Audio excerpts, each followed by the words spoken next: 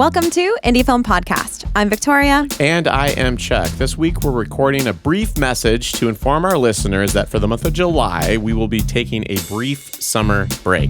And by break, we mean every indie film project records in the summer. So we're going to be doing that. Yes, we'll be busy, but we will be returning on July 31st with a series about how, as micro-budget filmmakers, we often wear too many hats. In the meantime, to celebrate the upcoming holiday, America's Independence Day, also known as her birthday, we're going to share some fun facts about patriotic films. I'm going to go first. Okay. So, Will Smith, he was the star of the 1996 blockbuster Independence Day. He was nominated for 3 Best Acting Academy Awards and finally won an Oscar in the year 2022.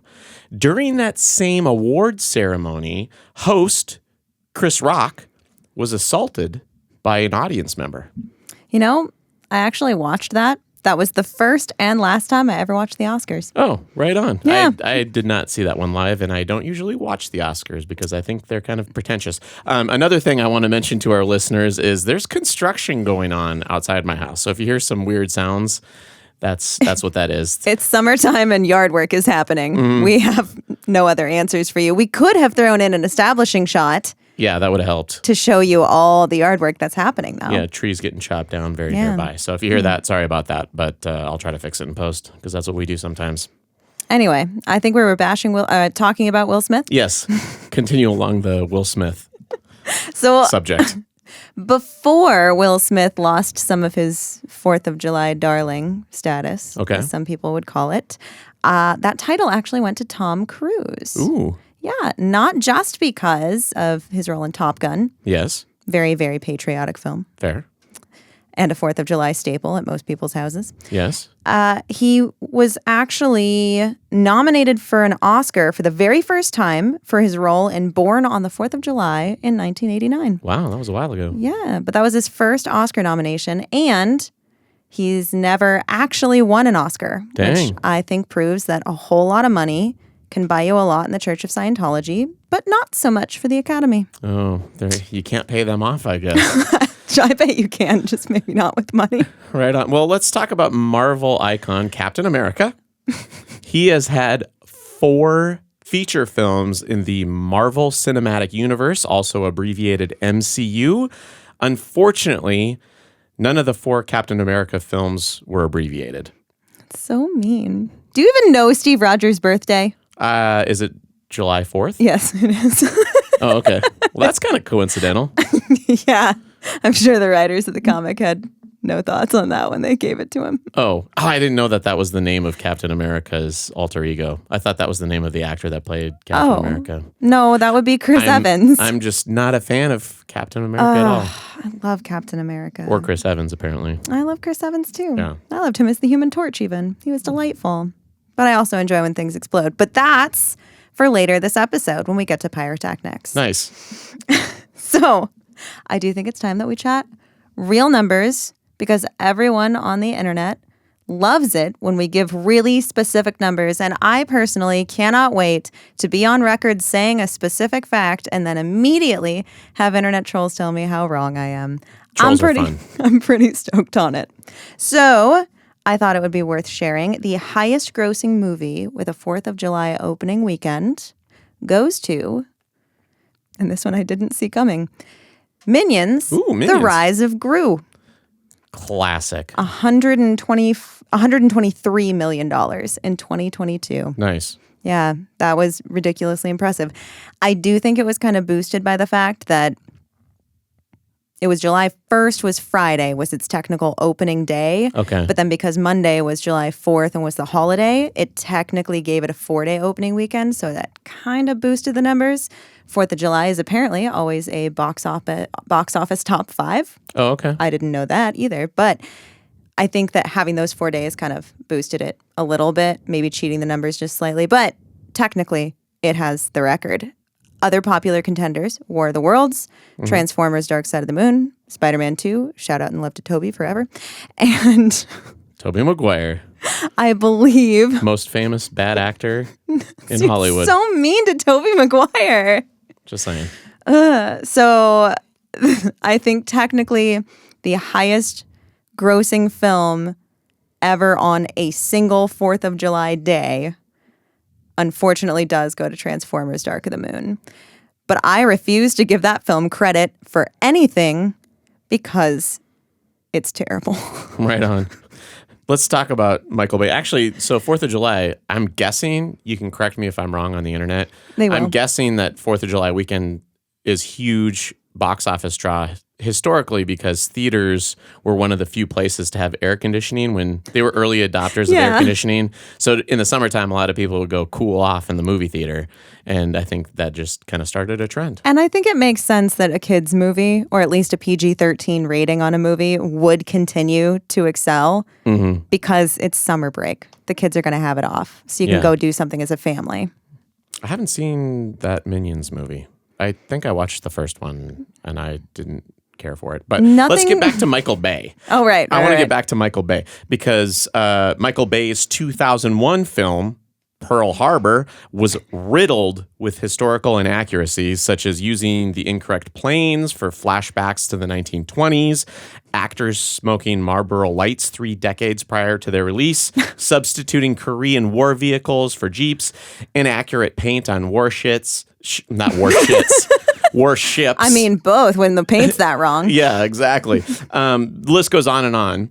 But in spite of the liberties taken in this famous historical movie, it was still too long and incredibly boring.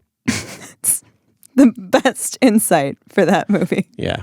Delightful. Just a little trivia fact for you. But Michael Bay's movies can be boring. On movies that were too long or too boring, back to Independence Day. Okay. Oh, kid, I actually liked Independence Day. Yeah, it's just silly and fun, but popcorn movie. Yeah, come on, those are the best part of summer. Anyway, if it's not going to be a big explodey movie, I at least need a Fast and Furious new release to come out. But the movie Independence Day actually was almost called Doomsday. I do remember this factoid. I did not know this. Apparently, the studio was really excited about calling it Doomsday, but the creative team behind it really wanted it to be called Independence Day. So they rushed the filming of the, not the director, the president director, they're about the same. The president's speech of This Is Our Independence Day. Okay. They rushed that and filmed it super early so that they could basically force and strong arm the studio into saying, nope, not Doomsday. It's Independence Day now, which I thought was kind of cool. Nice. That was a good way to get their name that they wanted. That's what they wanted. You got to get a titular line in there. You got to shove it in quick. I love it when they say the title in the movie. Me too. Me too. So let's talk about films that take place on 4th of July. Yes. The 1975 Steven Spielberg thriller Jaws tells the tale of a tourist beach town which continues their 4th of July activities despite the danger of great white shark attacks. Last year, on July 4th, 2024, there were 4 shark attacks in Texas and Florida. You can look it up online. Check it out. Don't worry, they will. However, authorities were unable to connect the 4 attacks with the Oscar-winning film.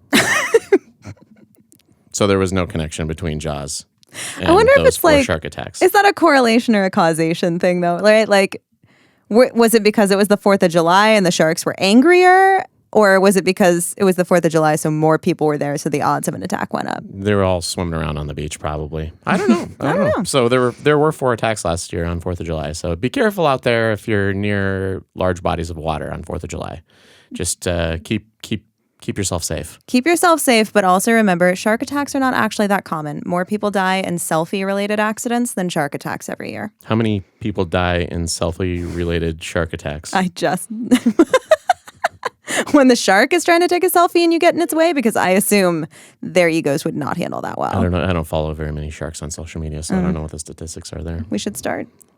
Okay, as promised, the pyrotechnic side of things, because my favorite part of Independence Day is getting to blow things up.